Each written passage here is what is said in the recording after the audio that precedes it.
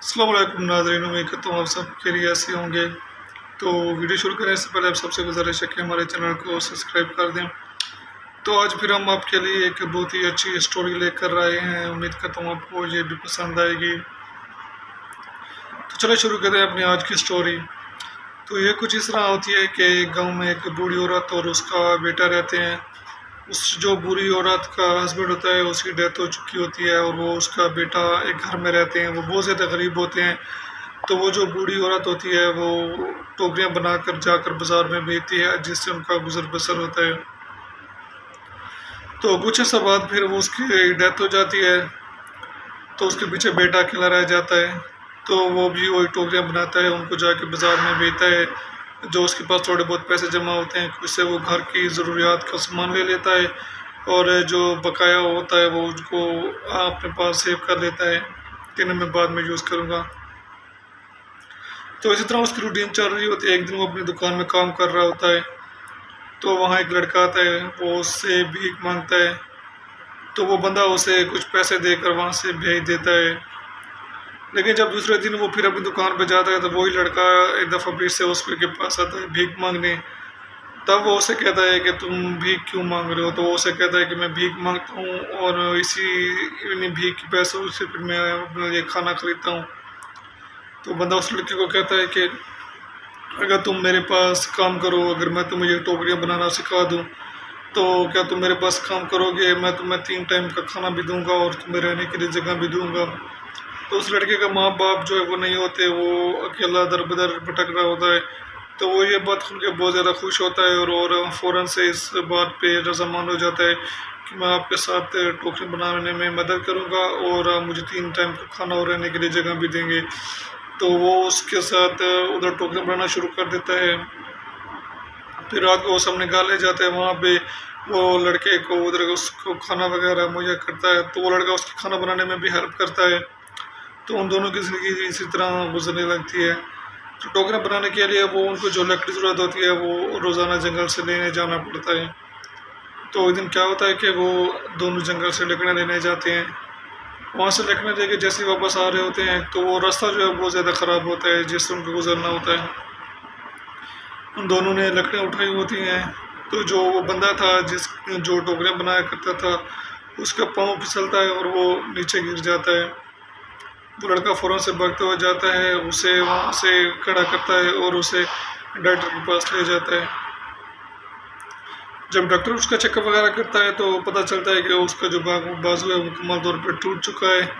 और डॉक्टर उन्हें कहता है कि अब इससे मुकम्मल रेस्ट की ज़रूरत है और तकरीबन 6 माह तक ये कोई काम भी ना करे या कोई काम भी नहीं कर सकता।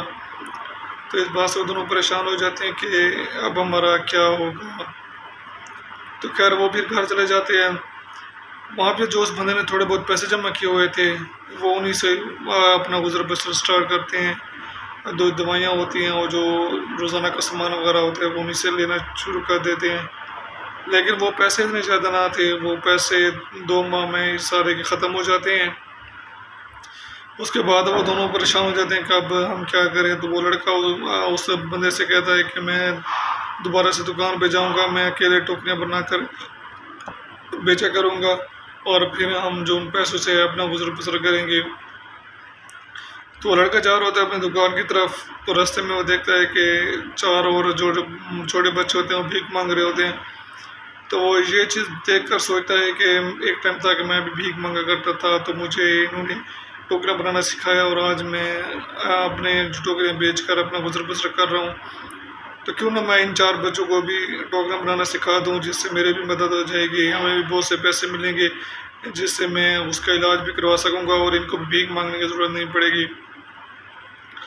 तो वो उन 4 बच्चों के पास ले जाता है लड़का और उनसे कहता है कि अगर मैं तुम्हें 3 टाइम का खाना दूँ, तो क्या तुम मेरे साथ काम करोगे? तो वो तीनों जो है वो राज़ी हो जाते हैं कि चलो ठीक है, आप हमें 3 टाइम का खाना देना, हम आपके साथ काम करेंगे।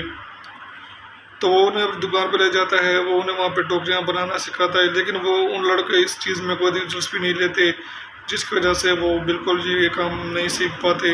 वो दूर-दूर से देखते रहते हैं। तो वो जो टोकरियाँ बनाता है वो सारे जाकर उसे बेच आते हैं और उन्हीं के सामने उधर एक टेबल होती है, उसमें वो पैसे रख देता है। लड़का अपने घर चला जाता है। इसी तरह कुछ दिन गुजरते हैं।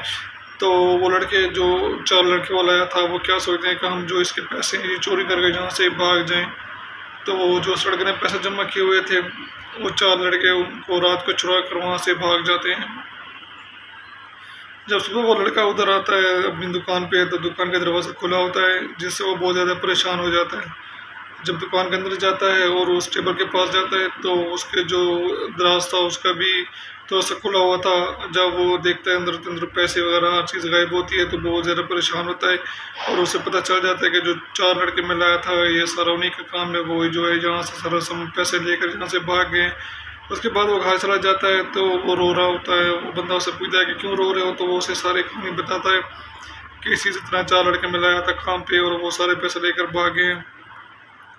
तो बंदा उससे कहता है कि चलो कोई बात नहीं, अब मैं भी इतना ठीक हो गया हूँ तो जितना हो सके मैं तेरे साथ मदद करूँगा और हम मिलकर काम करेंगे और जो पैसे होंगे उनसे अपना गुजर बसर करेंगे। तो वो फिर से अपना काम शुरू कर देते हैं। लड़का साइकिल पे जाता है, अपने डॉक्यूमेंट वगैरह बेच कर वापस आता है तो उसको अच्छे खासे पैसे मिल जाते हैं, जिससे फिर वो अपना गुजर बसर करते हैं।